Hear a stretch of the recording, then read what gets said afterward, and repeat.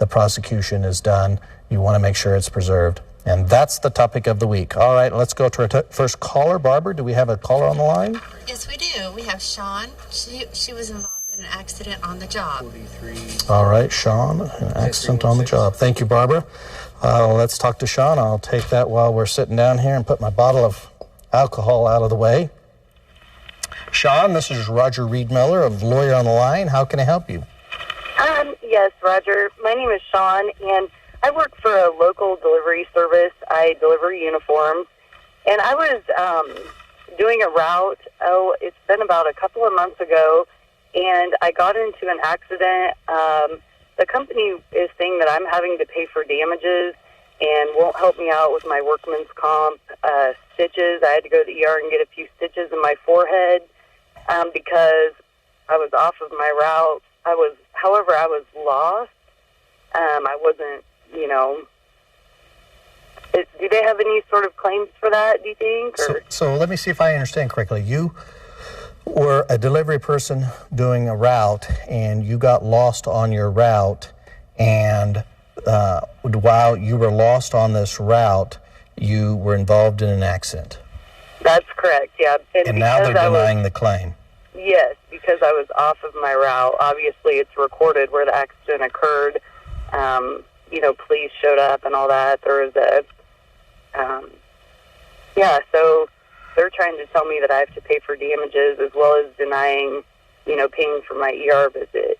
Well, Shawn, the law in the state of Kansas says that if your job is to deliver, your position is delivery position, and you're injured in an accident on the road, you will be covered under workers' compensation so long as you did not deviate from the purpose of your job. In other words, if your job is to deliver items from one location to another and you deviate in purpose, then you would be considered to not be under, or that particular accident would not arise out of and be in the course of employment because you deviated from what you were supposed to be doing. Now, getting lost on the way to or from a particular assignment is not deviating from purpose. Deviating from purpose would be like having to go to an establishment to deliver some documents, and you decided to go to a local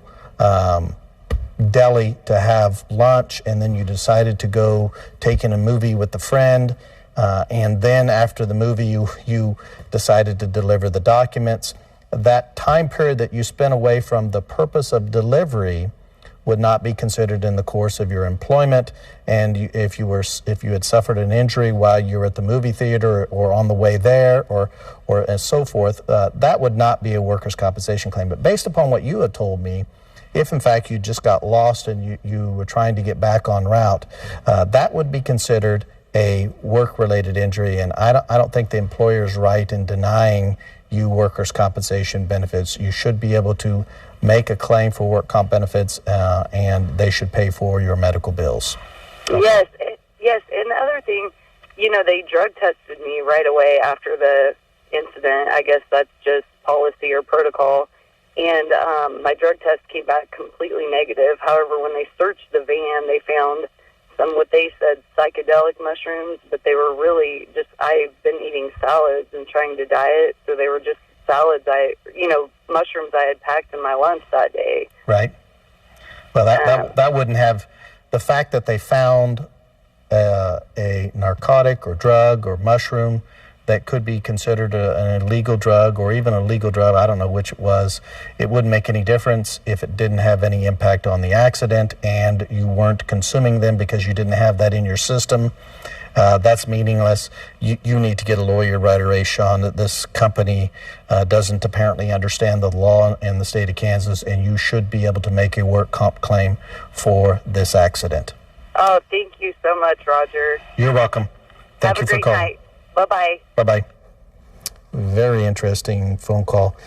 I kind of understand where the employer's coming from, but in the grand scheme of things, that's a compensable work comp claim. All right, Barbara, do we have another caller on the line? Yes, we do, Roger. We have John with a car accident question. John with a car accident. All right, thank you, Barbara. Let's talk to John. Shawn, this is Roger Reed Miller of Lawyer on the Line. How can I help you? Oh, I'm sorry. I didn't realize I was on the line. I'm sorry. That's all right. You're on the air. Go ahead. Yeah, a couple weekends ago, I was hit by a man that was intoxicated in a truck, and I was just wondering. I suffered whiplash and a hurt shoulder because of it, but I was wondering about getting. I'm sorry, I'm a little bit nervous, but trying to get some sort of way to get him to pay for my lawyer, my hospital bills, because as these keep racking up, they're getting bigger and bigger. Well, all right, John. Do you know whether or not he has any insurance coverage? We sat there and argued for a good 40 minutes. He kept cussing and getting profane with me, saying that he didn't want to get the cops involved, and we just exchanged information. He gave me his insurance, and it was expired. He said that he was going down to go get it renewed, and then I thought I should just call the cops and have them come down and take this matter up. And he wouldn't want to go with that. He started getting really, really aggressive. And so you didn't call the cops? No, sir. We exchanged information, and we were gonna. Well, okay, John, you just because you didn't call the cops doesn't mean that you don't have a claim. It just makes it a much more difficult claim. It's going to be very difficult for you to prove that this other driver was intoxicated because nobody tested him or her. No one tested him for blood alcohol level. No one tested them or him for any drugs or any other substance in their system. So it's going to be next to impossible to prove the intoxication level. Okay, you could. Did you have any witnesses to the accident? My son was with me. Well, how old's your son? He's 18. Well, you certainly would be a witness to the accident. How good a witness? I don't know. Being related to you, there's going to be considered somewhat a biased witness. Nevertheless, he is a witness to the accident. I would certainly suggest that you consider hiring an attorney for